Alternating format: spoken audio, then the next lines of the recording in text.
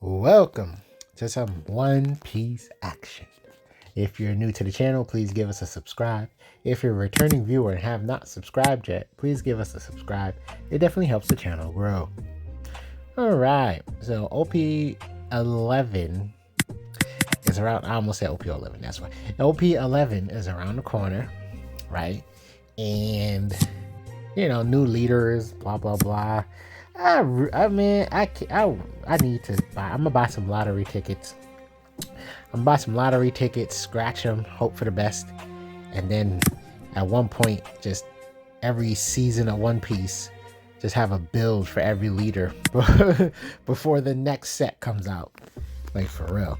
I always wish we can get to more leaders, but it always feels like before you know it, boom, the next set is coming out.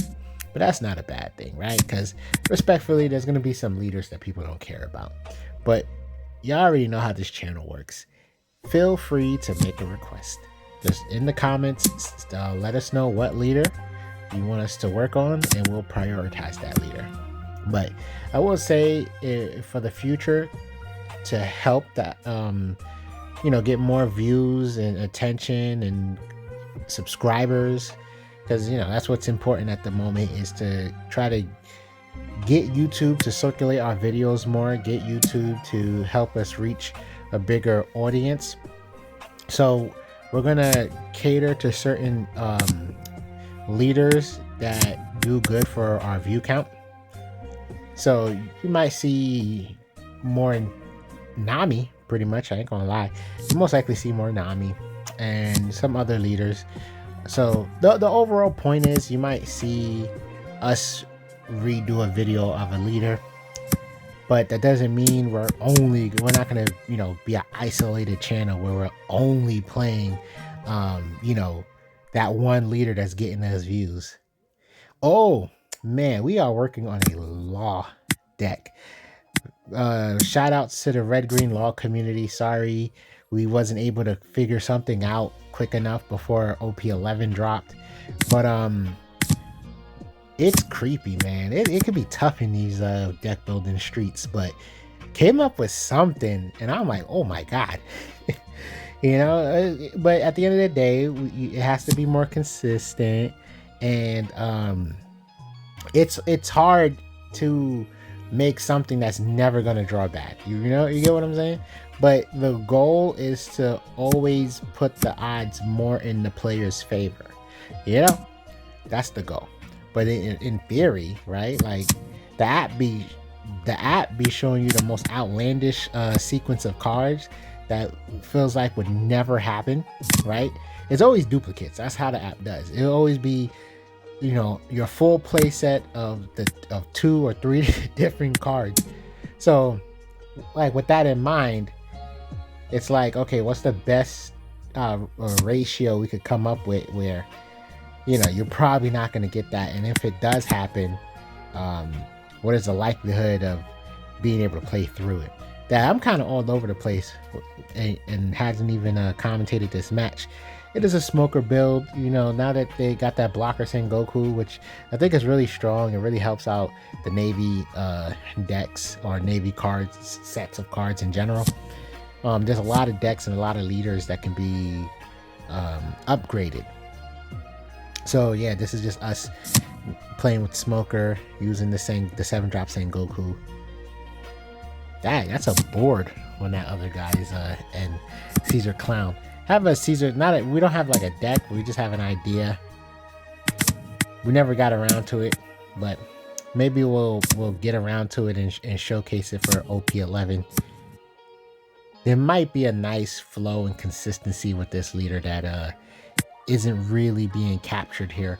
I feel like a lot of players in general, we tunnel vision on certain things and certain gimmicks. And I feel like a lot of Caesar Clown players are tunnel visioning on this perpetual board removal. And I think it just opens the door for inconsistency. Rob Lucci was... No. Before Rob Lucci, Sakazuki was what felt like a once-in-a-lifetime type of deck, where it's like that consistency to just take something off your board every turn was both insane and disgusting. Candy corn. You know, if you like candy corn, then whatever candy you don't like, man. And then Rob Lucci just wants to be around. It's crazy. But getting to the point, you know, connecting the dots to Caesar, it's like those were just special decks that did that and just did it extremely well.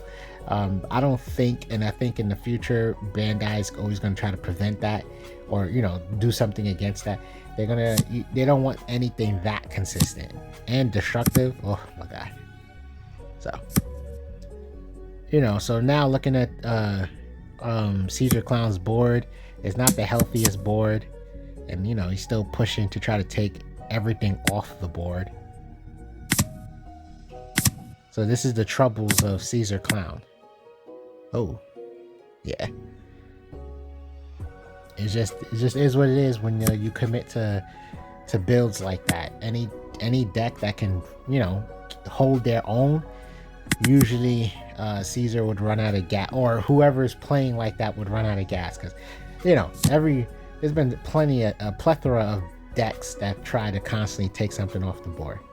Now, do I need to take a step back in some of the things I was saying?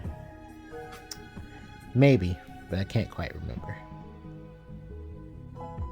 I remember a little bit, but yeah, ultimately, just, you know, feel free and comfortable to make a request for a leader. There's a good chance we already have something like written down for that leader. The only leader I'll be honest with is that promo red Utah. It's like, respectfully, ain't nothing we could do about that leader. But outside of that leader, wait. Red purple law. That, and it's sad because I actually was like, oh, something could be made, it just won't be good. So there's that. They wanted to make sure he can't exist, and that's creepy. I was like, why even, you know, you're not even eco-friendly by, you know, making this version of the leader. You're just killing trees. Anyway, yeah, feel free to make any request, but, you know, just to give the heads up, there's going to be a relatively decent chance. I like that play. Get back to 2K and still summon a Hina. That was pretty cool. You know, decent chance you're going to see multiple videos of, you know, the same leader, but I would say it might also increase our video output, which means, you know, just more consistent weekend uploads, I would say. So it's not to say we won't have different leaders, but just expect, you know, might get insert leader here 3 times in a week. You know, I'm just trying to prepare people for that. That's all. I know there's plenty of channels that are known for playing like one leader. I get that, but, you know, this channel is all about creativity and diversity. But I really want to grow this channel because I just feel like some of the stuff that we had came up with just is not reaching people, you know. So I was like, okay, well, you know, got to do the YouTube grind, get to that position, and then hopefully more people can see those good builds that we end up making. Like, oh snap, this thing is performing wonderful. No meta change. That Tashigi. I love cards like Tashigi. So what that means is it's leader locked. It is a strong and good card, and it's leader locked. So that way it doesn't destroy the meta. It doesn't become chaos and rampant. It's like, hey, if you want to use this card, you have to figure out how to make the smoker leader playable. That's it. You know, you can't say, oh, I'm just going to use this in a better black leader. And what that also does is just it helps give certain leaders that opportunity to be played. So it's just like, wow, Tashigi is such a strong card. You know what? Let me figure out something with Smoker. More cards need to be leader locked. That's just how I see it. More cards need to be leader locked. I mean, but One Piece is in a good diversity place anyway. Well, I still stand by what I say. I want to see more cards leader locked. Because that's another thing. At least you're only going to be afraid of that card when you see that leader. You're like, oh my God, I know what I'm going to have to deal with. Right now, every red deck is running, 10 drop Shanks. So it's just like, oh, this is red. Everybody gonna play this. It was like the freaking Gecko Moria epidemic. Remember that? Y'all remember that, right? It's just crazy. I don't want to see stuff like that.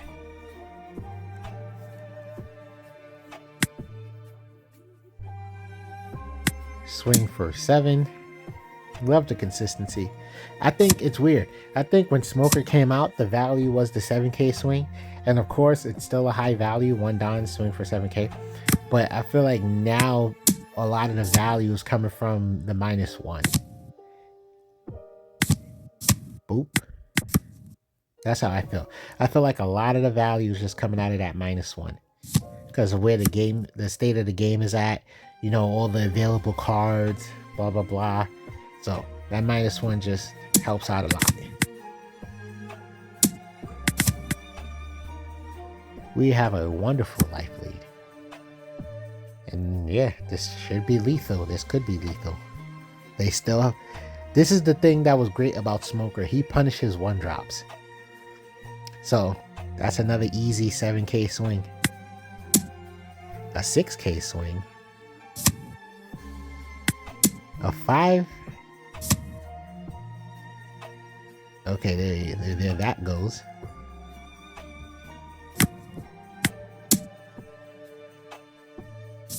We could have used leader ability too. That Brick Central. That's an adult film right there. All bricked up. Crazy work. I've seen worse though. That's the funny part. I've seen worse. Talking about like Rob Lucci and his consistency, what's weird about that, and I guess it's the strength of being a 5-life leader, is that them decks be wild bricks, and we don't know because we're just mad because we can't keep nothing on the board, right? And obviously when you're attacking them, you're giving them more resources, which is helping them get to the game state that they want to get to for the most part, or get to the late game, I should say, because the game state is any state essentially. Anyway, so it's like I can imagine they looking at their hand and they're just like, oh, once I just get to 9-10 Dawn, I'm gonna be okay. Meanwhile, we're just like, yo, what the I can't keep nothing on the board. But the point is, if you just somehow get lucky enough to be able to swing enough and just get them to that point where it's like, yeah, they can't counter out, they're just gonna lose. It's just hilarious because at the same time, we're like, man, I can only swing for 8 and they got 47 cards in their hand. Well, attack. Oh, I won. That's a joke, obviously. I hope people understood that part. That's a joke. But yeah, I've definitely seen matches where it's just like so many cards in their hand. I've seen it a lot with Rob Lucci. It's a given with Red Purple Luffy. And some other decks, I can't remember. It's just, but going against it is always hilarious.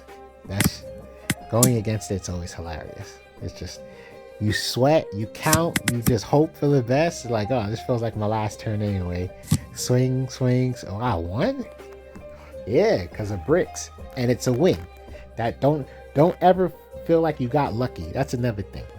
Don't ever feel like you got lucky because somebody had a bunch of bricks in their hand, because sometimes that's the deck, that's the build. I had to learn that one day. I was like, wow, I got lucky. If they didn't have all those bricks, then this match would have been different. And I'm like, wait a minute, this is not bricks, this is the deck list. This is the deck list. This is the deck. This is what's expected, because you think about it, and it's like if the game lasted another turn or two, which is kind of the point I was talking about earlier, my bad. If the game lasted another turn or two, then they would have been wrecking havoc, because they would have just been playing these cards and just obliterating me, and I would have been in trouble. So, yeah, you didn't get lucky when there's 4 bricks in their hand. You beat that deck. Shanks is doing that too, by the way.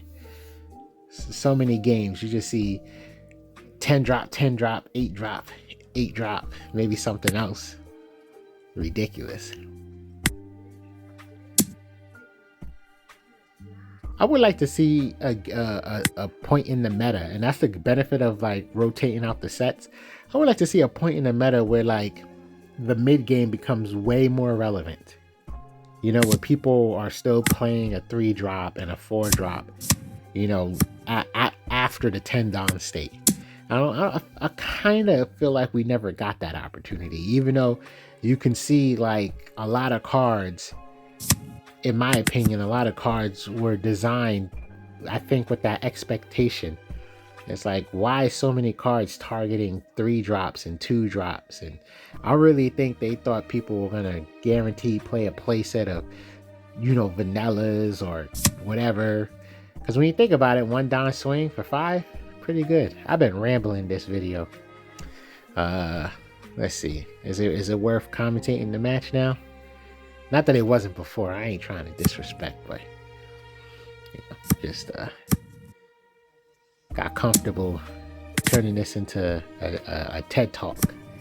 If not a TED Talk, what do you call that? I feel like a streamer.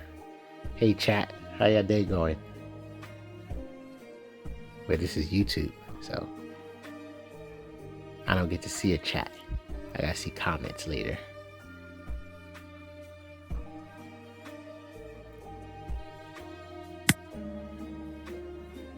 Alright, he's taking too long. This ain't me playing, by the way. That's why I get to talk like this. He taking too long.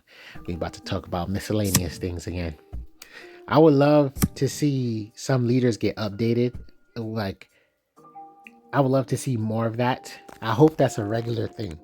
I really hope that's a regular thing, because what you call it, seeing that new red Luffy where you attach the 1 Don and then you get to move 2 rested Don, I'm just like, this is a cool. Oh, that was funny. That TCG swing 0 for 0.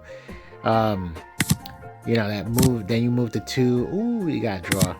We just developed a blocker. That we added 2 more cards to our hand. That was a good resource play, very economical. So I'm just like, oh, I think I spoke about this before. But anyway, I would just love to see it regardless. Yeah, I would have loved to see a buff to reprint it, because I think, respectfully, I think Blue Croc, the starter deck Croc, I can't see, unless they come out cards that specifically only work with that leader only, I can't see that leader being like legitly usable. His leader ability is like 100% designed, or let's say 99.99% designed to just be used once. And if you use it twice, low key lucky. That eat 4 Don in a blue deck is ridiculous. It's ridiculous. They could have just said remove 2 Don and just force you to wait for your to get to the 10 Don state. That's fine. And then once you get to 10 Don, yeah, sure, you're just bouncing like crazy. That's fine. Because it took a long time for bounce to even be somewhat useful for all them damn powerful on play effects. Woo! That was, yeah, bounce was just not it for a long time, and you can still argue it's not it. You know, you'd rather bottom deck. Isho, you gotta love it. Isho is the silent killer. I like looking at hand discarding options as KOing cards as well. I like to think of it that way. So it's like, for instance, that 2-drop event black card that makes you discard your opponent discard a card. It's like, yeah, for 2 Don, you're potentially removing anything. Yeah, we saving that Kuzan. Wait, did he attack Kuzan? Because that's kind of... I would have just attacked the Kuzan again. Maybe my eyes deceived me.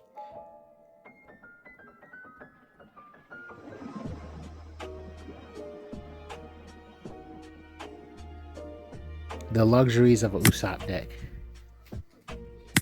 So 2 life, 1 blocker. That blocker is going to allow him to get something back from the trash. And his leader ability is going to allow him to draw.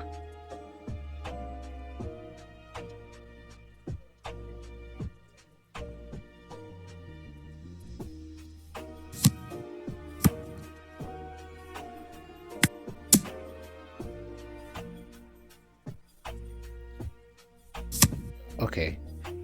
I don't know why. I was like, wait, brand new 3K? No Don? Yeah, he's 3K, no Don. Oh, we just clearing board right now.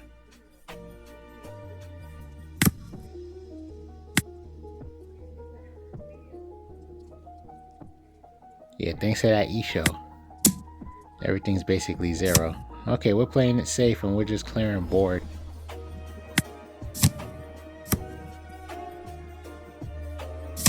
Oh wow, we're getting rid of Kuzan.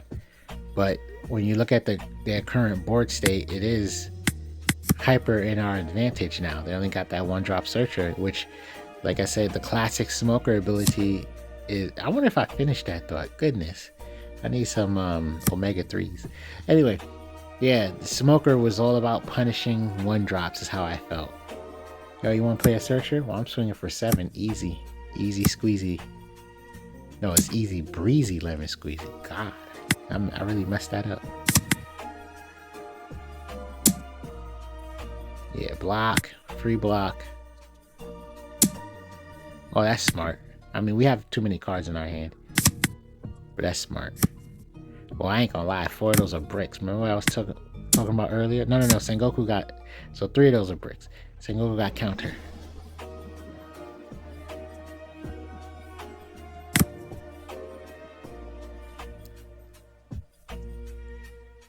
We don't have... Oh, we got 1 KO option still. Okay. So yeah, we definitely could take Kyros off the board. No need to worry. Everything on. That should be... That's usually GG. Yeah, G? G. Thanks for watching. Subscribe.